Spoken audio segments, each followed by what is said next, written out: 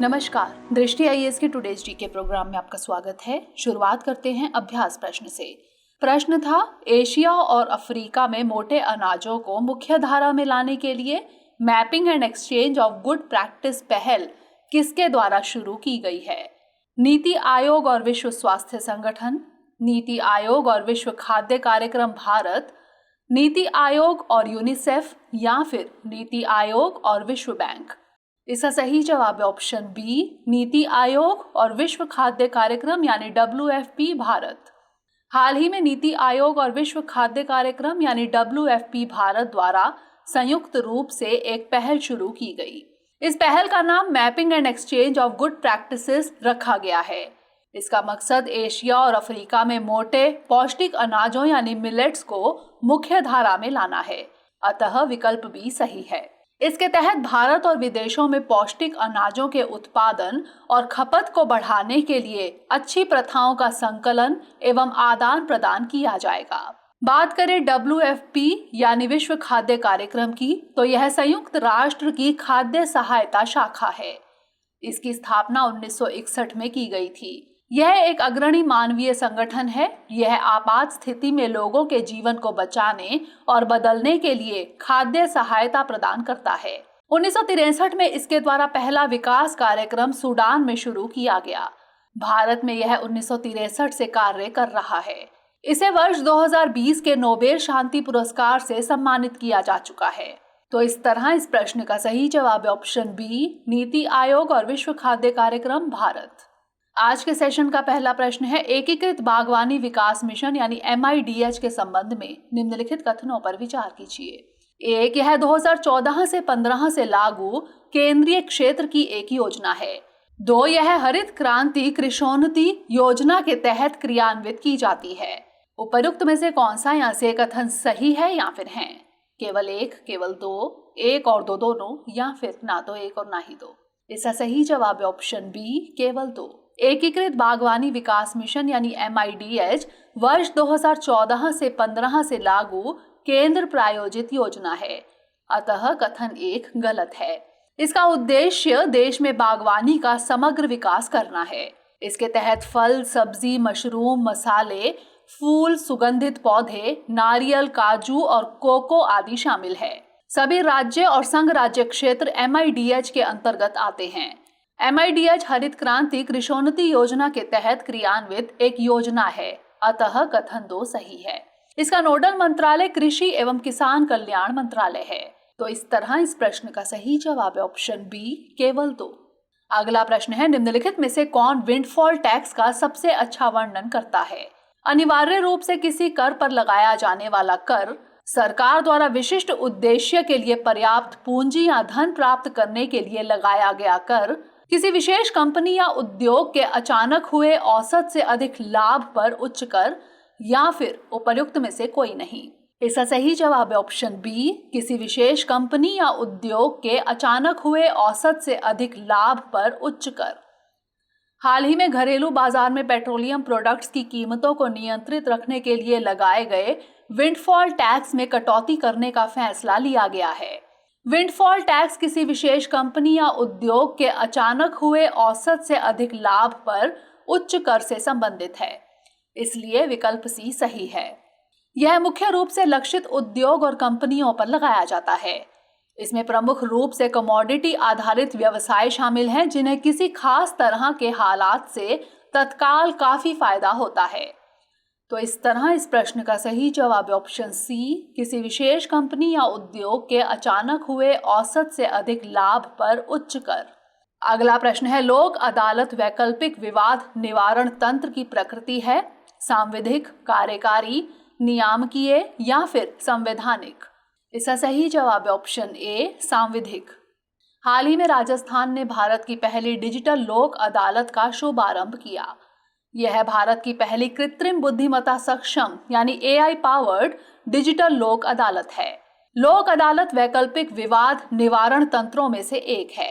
यह एक ऐसा मंच है जहां अदालत में या पूर्व मुकदमेबाजी के स्तर पर लंबित विवादों और मामलों का सौहार्दपूर्ण ढंग से निपटान या समझौता किया जाता है।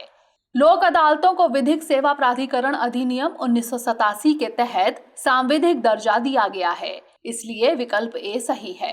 लोक अदालतों द्वारा दिए गए निर्णय को एक दीवानी न्यायालय की डिक्री माना जाता है और यह सभी पक्षों के लिए अंतिम और बाध्यकारी होता है। तो इस तरह इस प्रश्न का सही जवाब है ऑप्शन ए सांविधिक।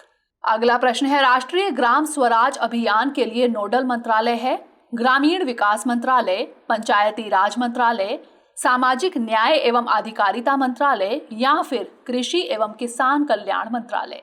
इसका सही जवाब है ऑप्शन बी पंचायती राज मंत्रालय। बीते दिनों केंद्रीय मंत्रिमंडल ने पुनर्गठित राष्ट्रीय ग्राम स्वराज अभियान यानी रीवैम्प्ड RGSA को वर्ष 2025 से 26 तक बढ़ाने की मंजूरी दी।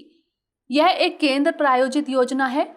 इसका प्राथमिक उद्देश्य पंचायतों के दायरे में आने वाले सतत विकास लक्ष्यों यानी SDGs को पूरा करने के लिए पंचायतों की क्षमताओं को बढ़ाना है। इसके तहत राज्यों को सतत विकास लक्ष्यों को अपनी प्रशिक्षण योजनाओं में शामिल करने की सलाह दी गई है। गरीबी, सार्वजनिक स्वास्थ्य, पोषण, शिक्षा, स्वच्छता, पेयजल आदि से संबंधित सतत विकास लक्ष्य पंचायतों के दायरे में आते हैं। इसका नोडल मंत्रालय पंचायती राज मंत्रालय है। तो इस तरह इस प्रश्न का सही जवाब है ऑप्शन बी पंचायती राज मंत्रालय। अगला प्रश्न है, स्थगन प्रस्ताव के संबंध में कौन सा कथन सही है?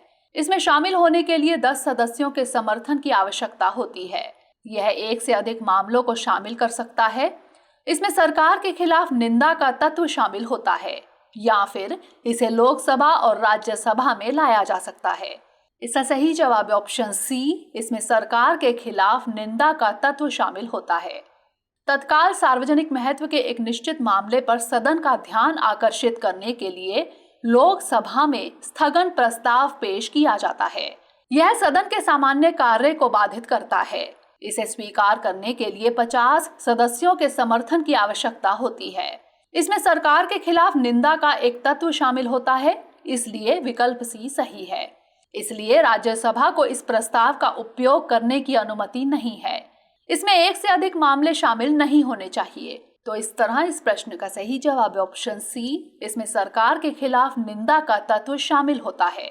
अगला प्रश्न है, भारत का राज चिन्ह यानी राष्ट्रीय प्रतीक अपनाया गया था 26 जनवरी 1950, 15 अगस्त 1947, 26 नवंबर 1949 या फिर 16 अगस्त 1947। इसका सही जवाब है ऑप्शन ए 26 जनवरी 1950। बीते दिनों पीएम नरेंद्र मोदी ने नए संसद भवन की छत पर बने राष्ट्रीय प्रतीक का अनावरण किया। भारत का राज चिन्ह यानी राष्ट्रीय प्रतीक सारनाथ स्थित अशोक के सिंह स्तंभ की अनुकृति है। मूल स्तंभ शीर्ष पर 4 सिंह हैं जो एक दूसरे की ओर पीठ किए हुए हैं। इसके नीचे एक गोल आधार है जिस पर एक हाथी, चौकड़ी भरता हुआ एक घोड़ा, एक सांड तथा एक सिंह की उभरी हुई मूर्तियां हैं। राष्ट्र के प्रतीक के रूप में इसे 26 जनवरी 1950 को अपनाया गया था। तो इस तरह इस प्रश्न का सही जवाब है ऑप्शन ए 26 जनवरी 1950। अगला प्रश्न है, किस क्रांति में नागरिकों के लोकतांत्रिक अधिकारों के बारे में सबसे पहले दावा किया गया था? आयरिश विद्रोह 1798, ब्रबेंट क्रांति 1789 से 90, गौरवपूर्ण क्रांति 1688 या फिर फ्रांसीसी क्रांति 1789। इसका सही जवाब है ऑप्शन डी फ्रांसीसी क्रांति 1789। भारत की संप्रभुता और नागरिकों के लोकतांत्रिक अधिकारों के बारे में सबसे पहला दावा 1789 में फ्रांस में क्रांतिकारियों द्वारा किया गया था, इसलिए विकल्प डी सही है। गौरवपूर्ण क्रांति के बाद इंग्लैंड में संसद की सर्वोच्चता स्थापित हुई। ब्रबेंट क्रांति ऑस्ट्रेलियाई नीदरलैंड के बेल्जियम प्रांतों का हैब्सबर्ग राजवंश के खिलाफ एक अल्पकालिक विद्रोह था। आयरिश विद्रोह का उद्देश्य संसदीय सुधार और आयरलैंड में ब्रिटिश शासन का उन्मूलन करना था। तो इस तरह इस प्रश्न का सही जवाब है ऑप्शन डी फ्रांसीसी क्रांति 1789। अगला प्रश्न है, भारतीय संविधान का कौन सा अनुच्छेद किसी राज्य या केंद्र शासित प्रदेश के संदर्भ में अनुसूचित जनजातियों से संबंधित है? अनुच्छेद 341, अनुच्छेद 342, अनुच्छेद 343 या फिर अनुच्छेद 344।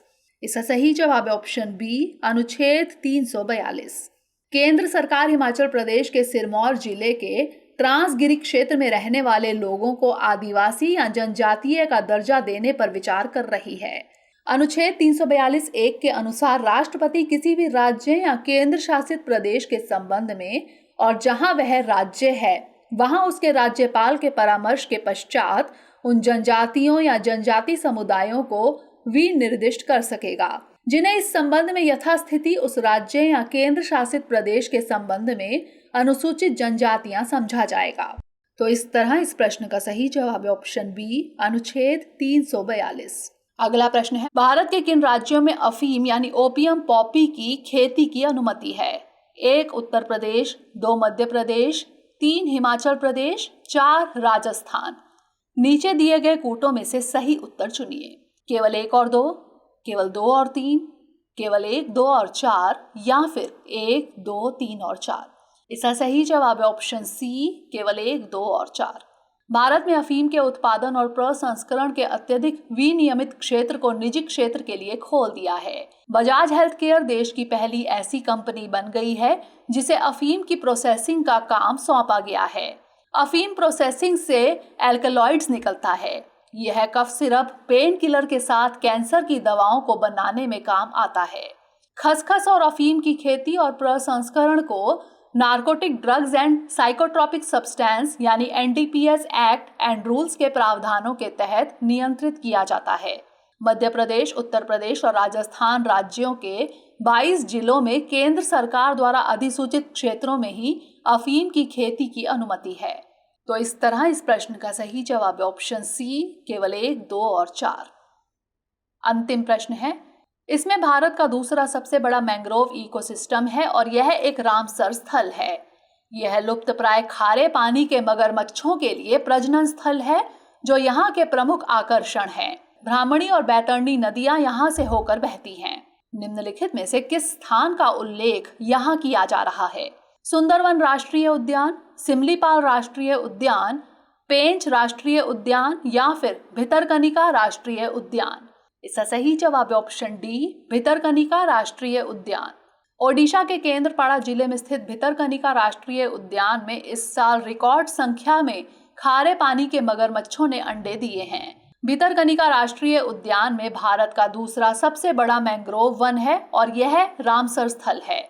यह लुप्तप्राय यानी एंडेंजर्ड खारे पानी के मगरमच्छों का प्रजनन स्थल है।